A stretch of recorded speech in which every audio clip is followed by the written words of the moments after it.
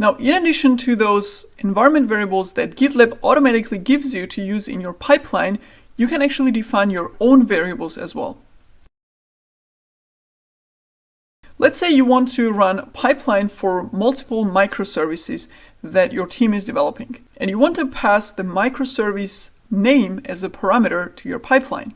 Or let's say you have 2 test deployment environments, and you also want to define as a parameter when you execute the pipeline which deployment environment this microservice should be deployed to.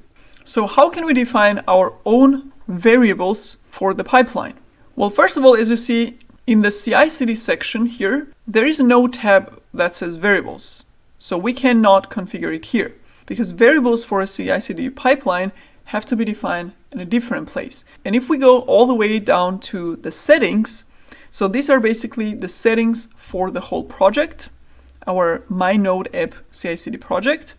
In the settings, we have configuration settings for some of these features that we see here, right? Repository, CI/CD, and so on. So one of them is CI/CD. If I click here, we have a bunch of configurations, and one of them is variables. So if I expand it, we have a button to add any variables that we want. And these variables that we add here will be then available in our pipeline. So let's create a variable for the microservice name. And let's also define a value here. Let's call it a shopping cart microservice. And we uncheck this protect variable flag here. And that's going to be our variable configuration. Now we're going to see what protect and mask variable actually means later in this course. Right now we have just a standard simple variable for microservice name. And let's add this. We have it here in the list. And let's add another one for a deployment environment. Now note that you can actually call this variable whatever you want, and this could also be in lower cases. It doesn't really matter. However, the uppercase naming of variables is standard for environment variables. That's why we are choosing this format. Again, let's uncheck the protect variable and let's define the value to be, let's say, test2.myapp.com. Let's say that's the name of the environment. And again, add.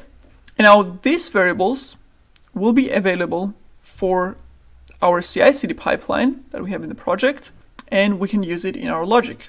And let's see a syntax of how we can reference the values defined in the CI/CD settings in our pipeline. So let's go to editor. And again, we're just using echo commands, so we're gonna integrate it here.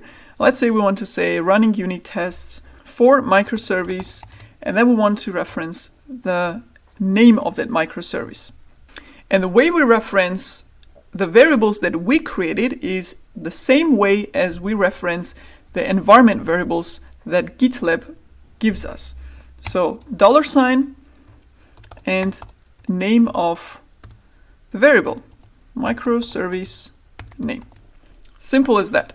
And the same way we can reference the other variable, let's say deploying new Docker image to deployment environment. And that's the other variable that we defined.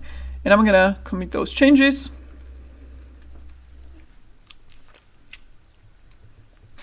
And first, let's see the unit test logs. It should say running unit tests for microservice shopping cart. So that's the value of microservice name variable. And going back to jobs, this is the push image. We're gonna wait for the deploy stage, deploy image. And right here we have deploying new Docker image to test2.myapp.com, which is the value of this variable. Again, super simple to create your own variables, give them values, and then reference them in your pipeline. Now let's go back to our variable configuration settings, where we have 2 variables of type variable. Let's consider the next use case. Very often we need some external configuration or some kind of properties file when building an application or running tests for our application. So this could be a properties file that has configuration about database service, the address of the database name, etc. This could be all the other service endpoints that the application needs to connect to, and so on. And usually these are in some kind of file format. And we can provide this type of external file configuration also using the variables in GitLab. So let's say our deployment logic, the deploy job of our pipeline, requires a properties file. If I click on add variable, and the type here on this drop-down list, we have a type of a variable called file. Everything else stays the same, as you see, nothing changed. Again, we can uncheck this protect variable, and we can define a name of this file, and let's actually call this properties file. Also with uppercase, and the value will actually be the file contents. So here we can define any type of file content. This could be YAML file, this could be just a simple JSON file, this could be just key value pairs, and so on. So let's say our deployment configuration needs to know about the environment to which it's deploying to. Let's again add test myapp.com, and it also needs to know which microservice it is deploying.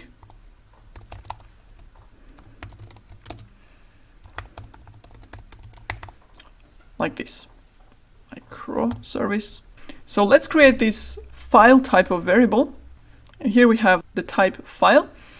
And let's see how we can access this file in our pipeline. So in the deploy image job, first of all, I'm going to add in the echo statement, I'm just going to add here using the following configuration or configuration file. And I'm going to reference this properties file variable. So we're going to print out whatever this variable references, because now we don't have just a simple value, it's a whole file.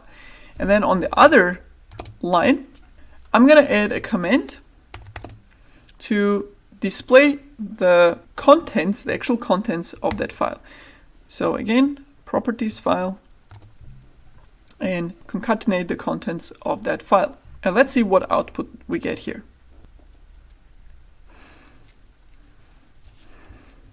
Let's go to deploy image and wait for its execution. And there you go. Now it's being executed and we have our output. So first of all, we have the echo command deploying new Docker image to deployment environment. So this is the value using the following configuration file. So we actually printed out in the echo statement directly the properties file variable reference. And as you see, it actually references the path or the location of that properties file on the environment or on the server where the job is being executed. So this refers to the file location or the file name of that properties file. And then we actually executed a command to display the contents of the file. And here we have those two lines of key value pairs for environment and microservice name. Whether you need the file path or the file contents, that's how you can use the values of file type variable. And generally, as you see, it's very easy and flexible in terms of using the variables, defining your own variables if you want to, either as direct values or in the form of some kind of configuration file. And we will actually see some more specific and realistic usages of variables in GitLab CI/CD pipeline in our real-life demo project later in the course. But before we move on, I want to show you one more use case of using variables, which is actually the simplest use case of why we need variables generally in the code. So let's say in the build image job, we're using name of the Docker image that we're creating. So right here, we're tagging the Docker image. And if you already know how Docker works, when we want to push Docker images to a Docker registry, we have to tag those Docker images with the registry name. So Docker knows basically to which registry we want to push those images, right? So the location of the Docker registry is implicitly inside that image name. So let's say in our pipeline, we are pushing the Docker images to Docker Hub private registry. So we want to tag the images accordingly. And the Docker Hub registry server name is docker.io. Then you have the Docker Hub ID, my Docker ID, whatever your username is. And then you have the image name. Let's call it my app. And finally, you have the tag, right? You have the versioning of your images and so on. So let's say this is the complete full tag of our image. And once we tag that, we want to push that image, also referencing that name. Again, we're using simple echo commands here, but with Docker commands, we're going to have to reference this value. And then finally, in the deploy state, we would also refer to that same image with the full path, right? Registry ID or the repository name and the version. So we're repeating the same value 3 times. Now, if something changes here, like the version or the name of the registry or whatever, we have to change it in all 3 places. And for that, we can also use variables, which again, as I said, is the simplest usage of variables and why we need that in programming or coding, because we don't want to repeat the values. And we can actually create variables for each specific job. So we can have variables attribute here, and we can have image repository variable and its value app. And then let's have image tag like this. So these are variables that are defined only for this job, and then we can reference them the same way we reference other variables from GitLab or our own global variables like this. Or again, in our case, we need this value in 3 different jobs. So instead of defining that per job, we want to define it globally so that it's available for all the jobs in the pipeline. So we can cut it out from here and define it on a global level like this. And let's fix the indentation and parameterize this value in all the places where we use it. So now, instead of hard coding the same value 3 times in our pipeline logic, we just reference the values using these parameters or placeholders, and we define the values once on a global level using variables attributes. So these are basically pipeline internal variables. In this case, we can also use uppercase variables, or we can use lowercase variable names as I have used here. So these are some of the use cases of using variables and what kind of variables we have available in our pipeline, and a very simple syntax of referencing them using the $sign and variable name. So we saw the basic configuration of GitLab CI/CD pipeline and how to configure a simple pipeline with simple jobs or steps. And we saw that GitLab automatically executes the pipeline every time we commit changes to the repository. And we also configured the logic to decide commits to which branches specifically should trigger this pipeline. Now the question is, where does GitLab actually execute these tasks? Like, we executed these echo commands for each job, as well as some Linux commands like concatenation or ls or printing the current directory path, etc. And we also created temporary files and so on. So where does all this actually happen? It has to be executed on some environment, on some server, right? And obviously in our case, it's a Linux server because we executed Linux commands. But where are they hosted? And that's going to be the topic of this chapter. So let's see how GitLab architecture actually works and how the jobs and pipeline get executed. First of all, we have a GitLab server, also called a GitLab instance or installation. It is the main component of this whole GitLab architecture and has all the information about your pipeline configuration. It manages the execution of the pipeline and its jobs and stores the results. So the GitLab server knows what needs to be done, but doesn't do the job itself. The jobs are executed on what's called GitLab runners. And you can have multiple runners connected to your GitLab instance to distribute this load. So GitLab server says these jobs need to be executed, and it picks one of the available GitLab runners or agents that execute those jobs. Now, who manages the GitLab architecture? With GitLab, we have two ways of using it.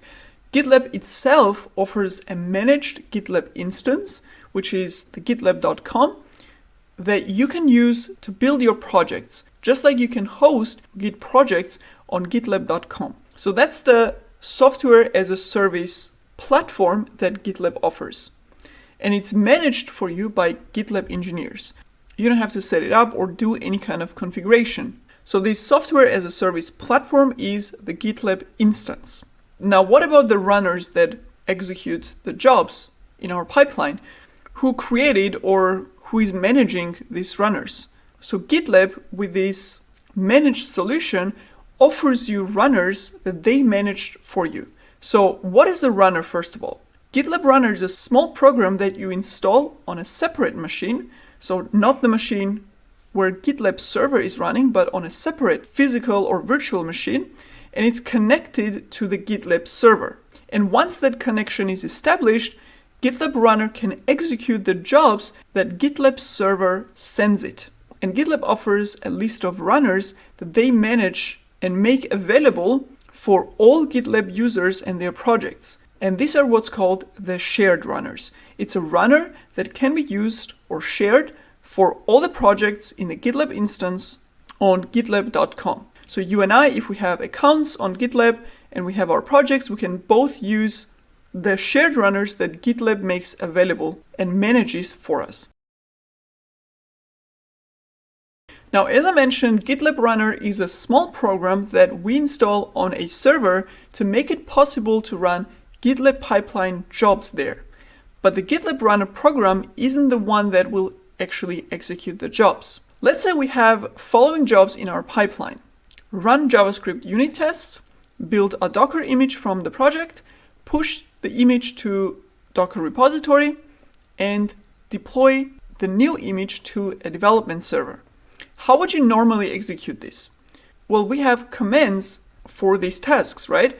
For example, to run the JavaScript tests, we would execute npm run tests command. We have docker build command to build the image, docker push to push the image to the repository. We can deploy to a remote server using SSH command, and so on. So these are all commands that can be executed on an operating system directly, right? Like Linux or Windows, etc. So the commands in jobs will be executed on some operating system, on the shell of the server where we installed the GitLab runner. And this is actually how jobs are executed on Jenkins. So the GitLab Runner program is actually a mediator. It will fetch the job from the GitLab server and hand over the commands of the job to the shell of the server that it's running on. And this is actually the simplest and common way of executing jobs on a GitLab Runner server. And the environment where the jobs are executed is also called a shell executor, because as I mentioned, it will be executed in the shell program of the operating system where GitLab Runner is installed. Now let's say we want to execute all the above mentioned commands on one single runner, which again is one server with GitLab Runner installed on it that hands over the commands to the shell executor. So we have an npm command, docker command, and SSH. Or if we were building a Java application, we would need Java, Maven, or Gradle, and so on in order to build and package the application. This means we would have to install these tools on the server where the GitLab Runner is installed in order to make these commands available there. Because logically enough, if we want to run docker build command, we have to have Docker tool or Docker CLI installed on the operating system. And same for Java, NPM, and other tools. So we need to install and configure these tools and update their versions and basically manage these tools on that GitLab Runner server, which means a lot of manual work for the administrators of that GitLab Runner server. Plus, when we migrate the runner, meaning we have a new server and we want to execute all our jobs there, so we basically install GitLab Runner on another server and want to move all the execution over there, we would need to install all these tools on the new runner. Now, in addition to that, let's say that this one runner is shared among multiple Git projects. Let's say you have multiple microservices and all the jobs of these microservices are executed on this one runner. And one project's job needs npm version 6, while another project's job needs an npm version 7, which means another complexity for the administrators, because now you have to manage these dependency versions when you need different versions of the same tool for different jobs. And finally, when you execute multiple jobs on the same runner, you actually have leftovers on the server from the previous job execution. So the environment gets cluttered and you have a lot of maybe temporary files or things that remain from each job execution. So executing jobs on runner's operating system directly has all these limitations. Now the question is, do we have some alternatives or better options? Yes, in fact, GitLab supports multiple execution environments or executors in addition to the shell executor. So the shell executor, as I said, is the most basic and simple one, but it has all these limitations. And a better alternative to that is Docker executor. So this is basically executing the jobs not directly on the shell of the operating system, but inside a Docker container. So on the server of the runner, a fresh new Docker container is created to run the job. So for each job, a completely new, fresh Docker container is created. Once the job is done, the container gets removed, and that's it. And this solves a couple of things. First of all, you can use images with already installed npm, Java, or whatever tool you need.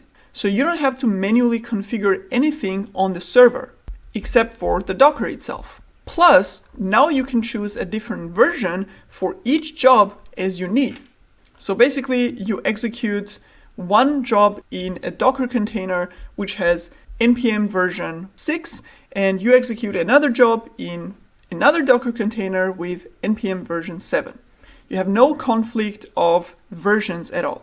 And finally, each job will be executed in a fresh new container, as I said, so no leftovers of the previous job, and you have a clean state for each job. Now let's say your company has no know-how of Docker, so you don't use Docker at all, but instead use virtual machines. In this case, you can actually choose to use virtual machine executor on the runner to still have the isolated environment for running the jobs. However, note that this will take longer because for every job, a new virtual machine needs to be loaded and created, which means loading the whole operating system. So obviously the whole pipeline execution will take longer. So while you still have the advantages of having isolated environment for each job and easy to manage dependency versions, etc., it slows down your pipeline execution. You also have a Kubernetes executor type, which means if you have an existing Kubernetes cluster, which is properly configured with scalability, using auto-scaling, etc., and you want to utilize that, plus maybe you want to use some cluster internal resources in your jobs, you can use the Kubernetes executor. And with Kubernetes executor, a new Kubernetes pod will be created as an environment to run the job. You also have a Docker machine executor. So Docker machine is basically a tool for scaling and managing Docker environments. It was created by Docker itself, and according to Docker's official documentation, it lets you create Docker hosts on your computer, on cloud providers, and inside your own data center. It creates servers, installs Docker on them, and then configures the Docker client to talk to them. So it's like an abstraction or managing layer over Docker itself, so you can manage multiple instances of Docker on a machine. And the Docker machine executor works pretty much the same way as Docker executor. Now it's interesting to know that this is an executor type on GitLab's shared runners. So I mentioned that GitLab has the runners that it manages for you, and those runners are using Docker machine executor. However, note that Docker machine has been deprecated by Docker, so GitLab will most probably replace it with another executor type on its shared runners. Now there are two other executor types, which are SSH and parallels, which you won't actually need in most cases, so we won't go into detail here. They're actually not interesting for us.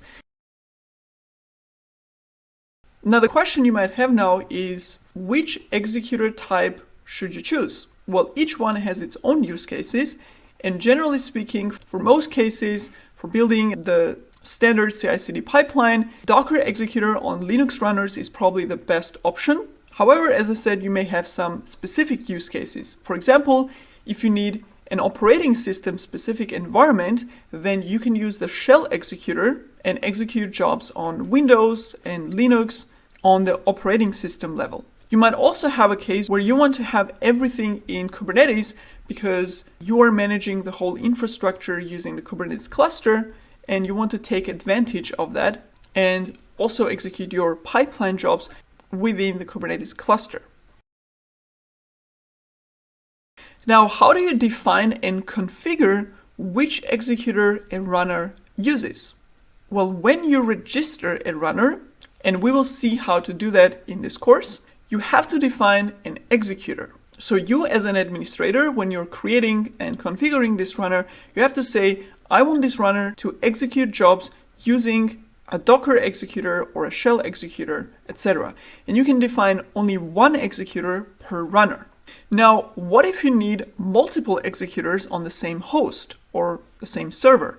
Like you have an EC2 instance as your GitLab runner, and you want to execute jobs in shell executor, but also Docker executor, because you have several jobs and some of them are best executed in a shell executor and some of them are best executed inside Docker containers. So how can you use the same server, physical or virtual host to do that? Well, for that, you can actually register multiple runners on the same host. So you can have one machine with 10 runners registered on it, each one with its own executor. So now we've seen all parts of the GitLab architecture. We have the GitLab server or GitLab instance, we have the GitLab runner and the executor. So now the overall architecture of GitLab setup and the execution process will look like this. First, the GitLab runner will pull new jobs from GitLab instance. For example, a managed GitLab instance from gitlab.com. Once it has this job, the GitLab runner will compile the information and send the job's payload to the executor. The executor will download the source code of the application directly from the GitLab instance and will execute the job, which can be again running unit tests or building a Java artifact file or building a Docker image, etc. So you need a source code of the application for that. So executor will download the application source code, so it has all the files available in its execution environment, and then execute the job that it received from the GitLab runner. Once the executor is done executing the job, it will return the output of the job to the GitLab runner, and GitLab runner will then notify what the executor provided back to the GitLab instance. So that's how the whole workflow works. And in our course, we will see the usage of shell and Docker executors and see this whole workflow in action. So I hope you are really excited to get into it.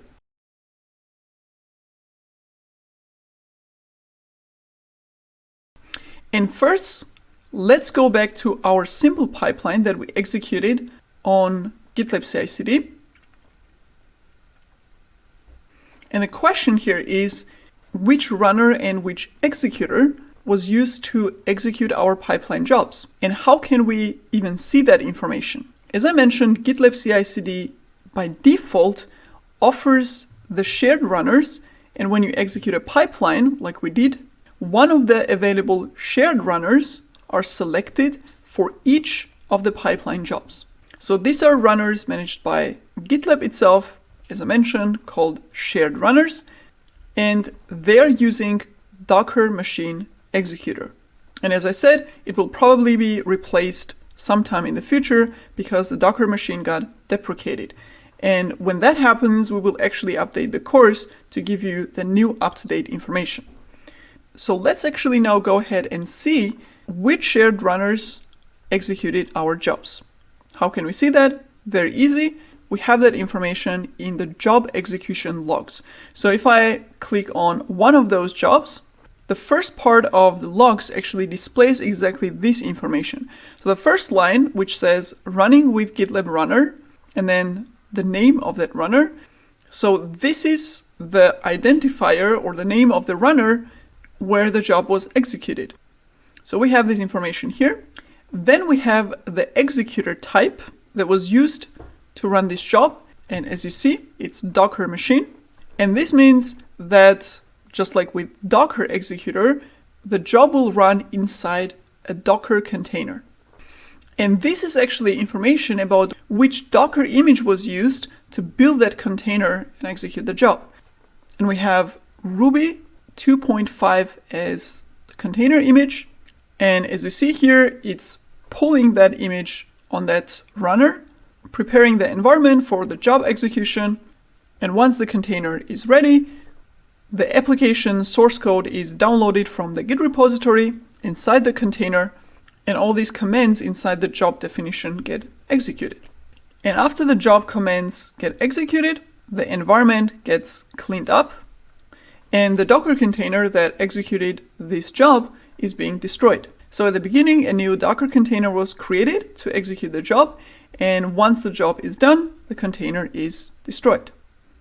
And also important to note that each job may actually get executed on a completely different runner.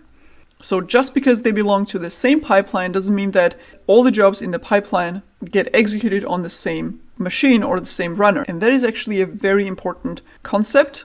And we're going to come back to that later in this course. So again, if I click on one of the other builds, you may see a different runner that executed that job. And with Docker machine or Docker executor, every job will run in a fresh new container, which isolates each job execution and even allows you to use some sensitive secret data in your job environment without sharing it across jobs or projects. Now let's see two more things that are interesting here. First of all, let's see where are those shared runners that GitLab manages and makes available for us actually listed or displayed, or can we even see them? Right now we are in the CI/CD tab of the project, right? So this whole section here. And our project CI/CD also has settings. So we have this settings section at the bottom, which if you remember is where we configured the variables. And one of the settings is for the CI/CD. So here we have the administration part, so to say, of the repository, of CI/CD and other stuff that we have in a user view here. So this is where we can administer all this stuff. So if I go to CI/CD, and again, this is where we configure the variables. And here we have the configuration settings for runners. And let's expand that. And you will see a list of shared runners which are used to execute the pipeline jobs.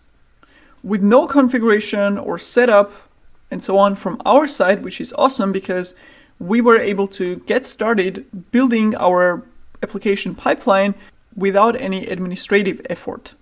And again, since this GitLab.com platform is one GitLab instance, all the projects on GitLab.com can actually use these shared runners. And that's why they're called shared. And as you see, we have a list of multiple runners, but in practice, we actually don't really care which ones will be used to execute our jobs, which is again good from a user perspective because we simply define what the job should do, what commands it should execute, and as long as that runner that gets selected knows how to execute the commands in the job, we are fine. And going back again to the runners configuration, we also see a configuration part for another type of runners, which is called specific runners. And this is an empty list because there are currently no specific runners for the project. So these are basically the runners that are for this specific project. So none of the other projects on gitlab.com can use it. This is only configured to execute pipeline jobs of this project. And in the case of gitlab.com installation, it can be used to register self-managed or private runners that only your GitLab projects can use and won't be shared or even displayed to other users on gitlab.com. And we will actually do that later in this course and learn how to configure specific runners, which is actually pretty simple. We will register 2 specific runners and make them available for the project. So we will come back to this part a little bit later. So the runner configuration or settings part is the one thing I wanted to show you. The second part is related to the Docker machine executor. And we saw in the logs that an image of Ruby 2.5 is used to create containers for executing the jobs. Now the question is, can we configure a different Docker image for a Docker or Docker machine executor? So basically, can we choose which image will be used to build containers? Because as I said, a big advantage of using Docker executor or Docker machine executor is that you can actually use a ready image that already has a tool like npm or node or Java installed on it, and basically use that to run a job that needs that specific tool instead of having to install and configure them on the server directly. So if I wanted to run an npm command, how do I choose an image that has npm inside? And can we override it here for the shared runners? Well, we can actually specify or override the default image that is used here, and we can do that inside our pipeline configuration, which is great because we also have that information inside our pipeline logic. So we have that documented here as well. And we can configure a Docker image in a very simple way, just specifying image attribute and whatever image we want to use. So let's say we want to execute some npm command. So let's find a latest Node.js image that will have npm command inside. And I'm going to choose 17 Alpine version of the node image. And there you go. So this now means that every single job, because GitLab uses Docker Machine Executor on all its shared runners, every job will be executed in a container. And for every single job, this image will be used to execute them. And that's it. That's the whole configuration. And as I mentioned, the advantage here is that we have that information also in the pipeline logic. So it serves kind of like a documentation. So just by looking at your pipeline code, you know exactly which image you're using to execute your jobs, in addition to the job logic. So let's actually commit our changes and see we're in the main branch. So it should build the whole pipeline, and let's see the output. So let's go to the pipeline and just click in one of the jobs, doesn't matter which one. And right here, you see that instead of the Ruby image, the Node.js image was used. And the same image will actually apply for each and every job in the pipeline. Again, let's check the deploy job, and you see Node 17 Alpine. And now let's say we want to execute some npm command in one of our jobs, and we should have npm command available because we're executing each job in a container with node image. And we're going to test with a very simple npm command. We're going to print out npm version. So let's commit the changes, let the pipeline execute, and we're going to see the outcome. And as a shortcut, I can actually directly go to the jobs by clicking on the stage and the job itself. So run unit tests, that's where we are printing the npm version. So let's go inside, and there you go. So npm version, first of all, the node image was used, and here we have npm command available that basically just prints the version. And now to demonstrate without the node image, let's comment this out. If we try to execute an npm command in a container with a different image like Ruby, we will have a failing job, right? Our job failed because the npm command was not found. And this is how much flexibility Docker or Docker Machine Executor, because we can use any image that we want with a pre-installed tool, and then we have that tool or command available for our job, which is amazing. And on top of that, we have that information of which image is used for the execution documented in the pipeline code. Now, one thing I want to note about the image specifically and how we specify an image is the best practice when specifying an image is to always use a specific version. So we could theoretically do this and just use a node image or a latest node image. But in this case, with every single execution, always the latest node version will be fetched. And this makes it unclear and not transparent exactly which node version we're using. And also there could be a change in the image that breaks our pipeline.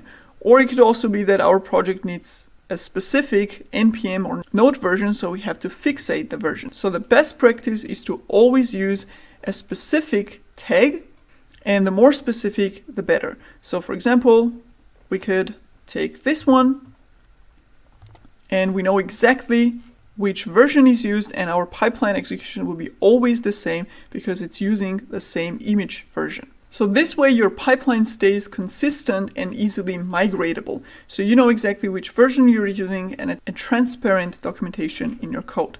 Now you're probably thinking, maybe you don't want to execute every single job in the same container with the same tools installed in them. For example, we have this JavaScript unit test where you need npm, but then you have build image where you need Docker, or you have this deploy image where you need something else. So in that case, ideally, you would want to have image specification per job, and you can actually do that as well. So instead of globally specifying which image to use for your jobs, you can specify them simply on a job level.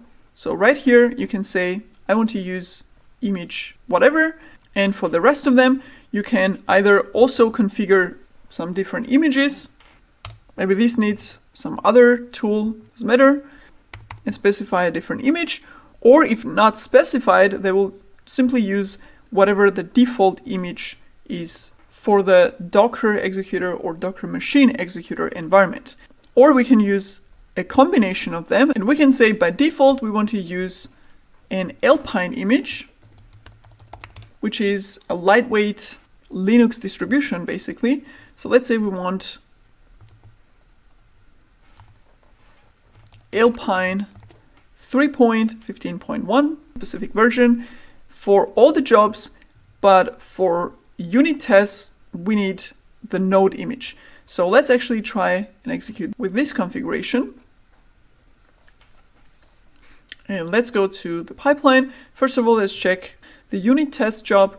We have this node image that we configured, and npm version was successful.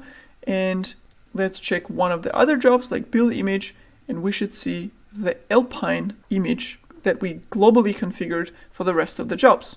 So you have this kind of flexibility as well.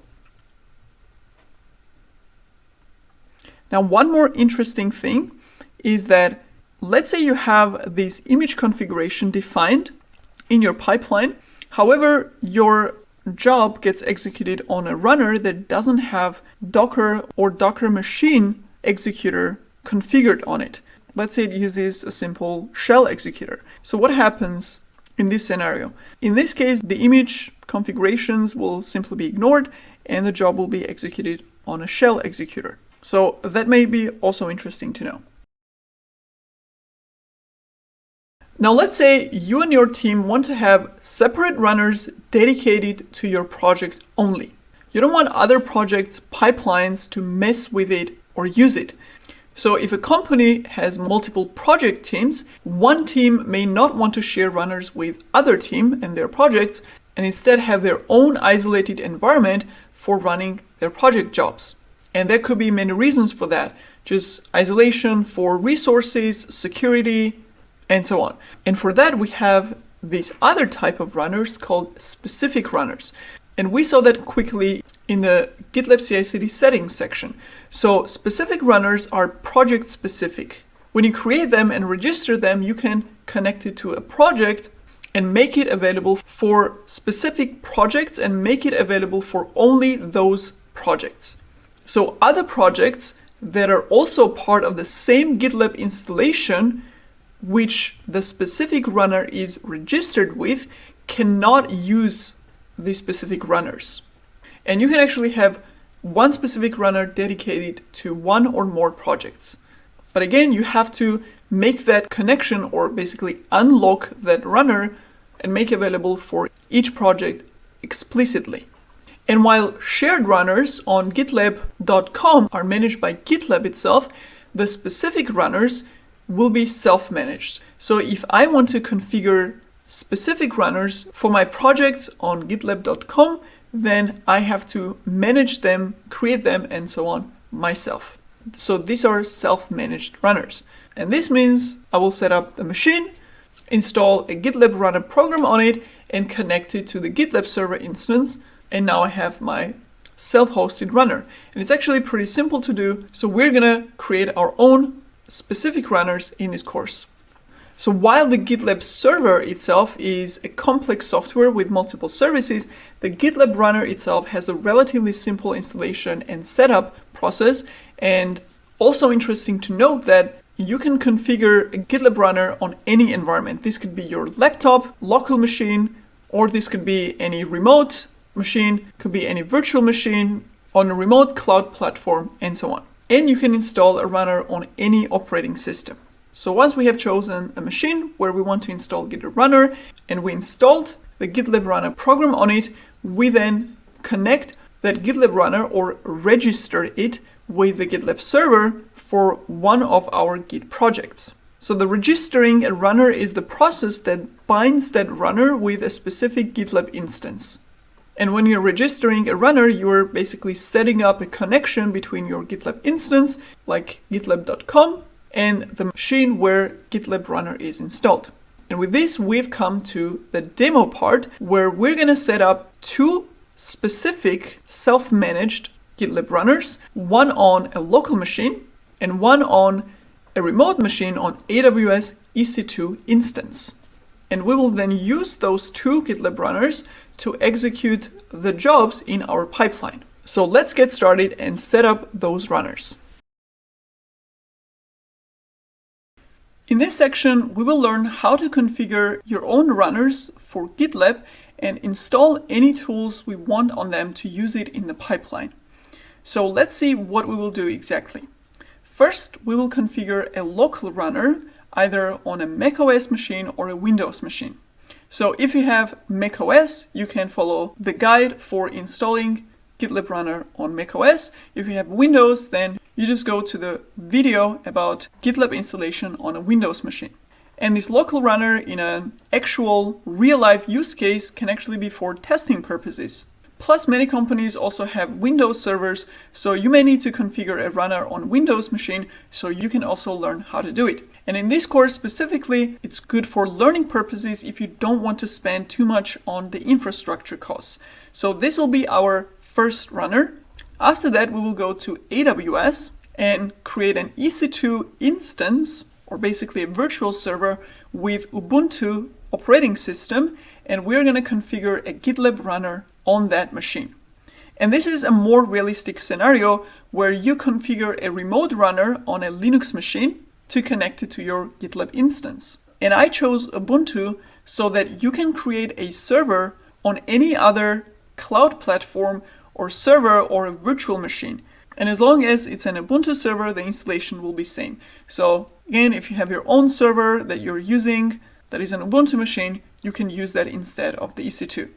Now, very important to note here is that when we use AWS services, like EC2 instance, for example, you will have to pay for that service. So you will be charged for what you use.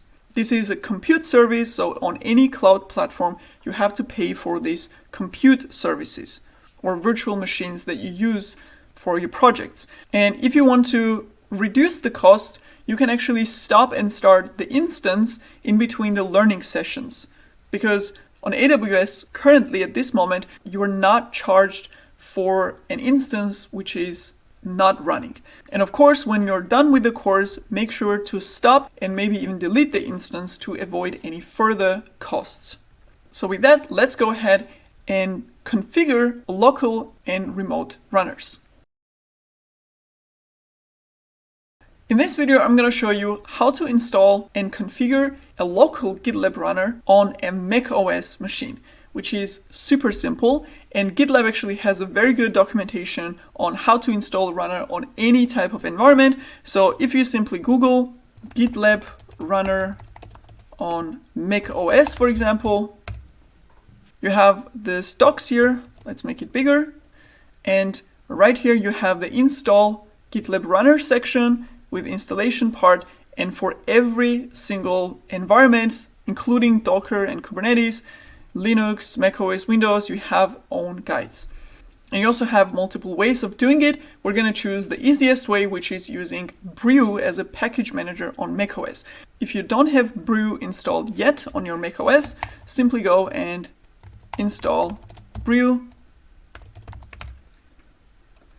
It's also super simple. Just execute the command that you see, and that's it.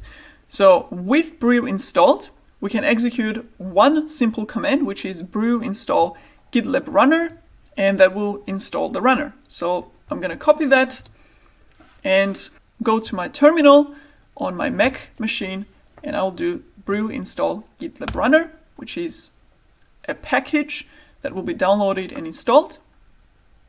And there you go, the GitLab runner was installed. Now we just have to start the service basically using brew services start command. We have successfully started GitLab runner, and now we can actually validate that GitLab runner is running, and we can also see the version using GitLab runner commands. Let's clean this up. So GitLab runner minus version will give us the version of the GitLab runner that we have installed. And with brew services info command and the name of the service that we have started, we can check the status, and we see that GitLab runner is running and loaded. So everything looks fine. We have basically installed GitLab runner locally on our Mac. However, our GitLab installation itself, so my GitLab account and the projects that I have here, doesn't know anything about this GitLab runner, right? We just installed a program on a server. It's not connected to the gitlab.com installation. And if you go to the settings of the runners and expand it, we have an empty list here. So we basically have to connect our runner program that is running. We have to connect it to GitLab installation so that we can use it in this project. So how do we do that? Also very simple. It just takes one command, which is GitLab runner register. And if I return this, first of all, I get information about the GitLab runner. And here are a couple of details that we have to configure for this runner in order to connect it to the installation. First of all, it is asking us which GitLab instance do we want to connect it to, right? So if a company has its own GitLab installation, then obviously you will have the URL of your GitLab installation. In our case, that's the URL, which is gitlab.com. That's our GitLab instance. So I'm going to copy that because we're connecting it to gitlab.com instance. Again, return. And now it's asking for a registration token. And again, going back to project CI/CD settings, in my project, I have this token, the registration token, which I can use to register any specific servers. So I'm simply gonna copy that and enter it here, return. Now we just have to configure a couple of metadata about the runner itself. So first of all, description for the runner, let's actually call it a local runner.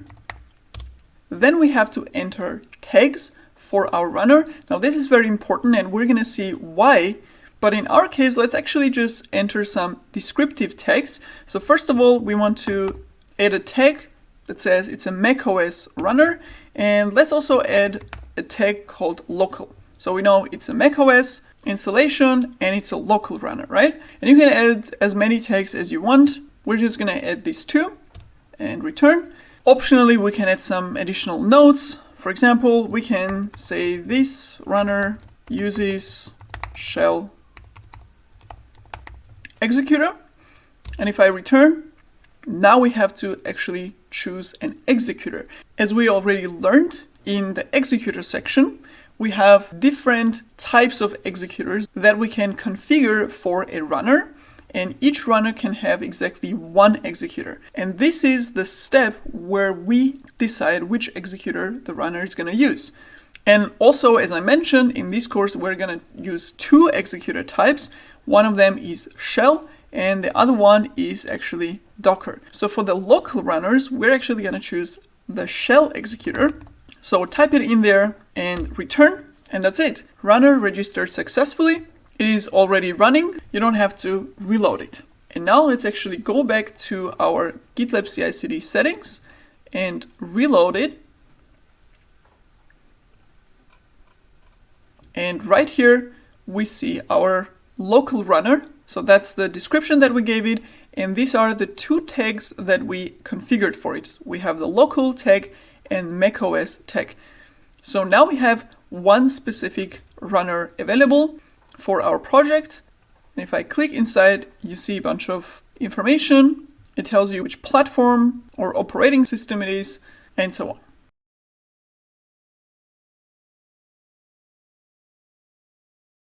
In this video, I'm going to show you how to install GitLab Runner software on a Windows machine. So let's go and open our browser. Open Google, and let's type GitLab Runner Windows. And you will see the link to the official GitLab documentation with the installation guide. And you will see in the installation section of the guide a couple of steps we need to do. First, we need to create a folder called GitLab Runner somewhere on our system. For example, in the root of our C drive. And the reason for that is that we're actually downloading an executable of the GitLab Runner software. So let's create that folder in the location they are suggesting in the documentation. So let's open the File Explorer, go to this PC, select the local disk C, and inside that, let's create a new folder called GitLab Runner. There you go. In the second step, we're going to download the actual binary. In our case, we are on a Windows 64-bit machine. If you're on a 32-bit machine, you can download that one. So let's click on it. It will start downloading the executable. If you receive this download warning, it basically means that your browser is telling you that you're downloading an executable file and that it may be risky. If you don't completely trust the source or you don't trust the executable file itself, etc. So your browser is trying to warn you. In our case, we know what we're downloading. It's the official source from GitLab, so we can tell browser to keep the file. Show more, keep it anyway. Once it's downloaded, let's open the folder. Let's grab the file that we downloaded and move it to the GitLab Runner folder that we created in the C drive. So GitLab Runner and paste it here. Another recommendation is to rename this file to just GitLab Runner without Windows and the 64-bit in the name, because that's going to be the file that we're going to execute to run the commands. So let's rename and leave the name simply as just GitLab Runner. Now the next step is to open your terminal. This can be either PowerShell or the Windows CMD command line program. In our case, let's click on Windows and type CMD. And we need to run it as an administrator because we're going to be installing the GitLab Runner software. So go ahead and click on Run as Administrator. It will ask us for extra permissions. Click Yes. And now let's navigate to the location where we have the GitLab Runner binary file that we downloaded. Go to the root of the C drive and go to GitLab Runner folder. And if I list all the files inside, there you go, we can see the executable file. Now let's clear all of this with the cls command, and let's execute that binary by calling the dot to represent the current folder, then backslash and GitLab runner, which is the name of the file, and we want to say install. So this will execute the GitLab runner binary with the install command. And there you go, the service was installed. Let's now run the binary with the start command to start the GitLab runner service. And there you go, GitLab runner service is now running. We can verify that with the status command, and it says service is running. Great, so we have GitLab runner service up and running on our Windows machine. As the next step, let's register this runner with the GitLab instance. Registering the runner from Windows is the same as on Mac or Linux. We simply execute the GitLab runner register command, and it will ask us for some values, just like on those other operating systems. So first value is the GitLab instance URL that we're connecting to. And we're going to use that default suggested value, which is gitlab.com, because that's the instance that we're connecting to. Then we have the registration token, which we need to get from our GitLab project.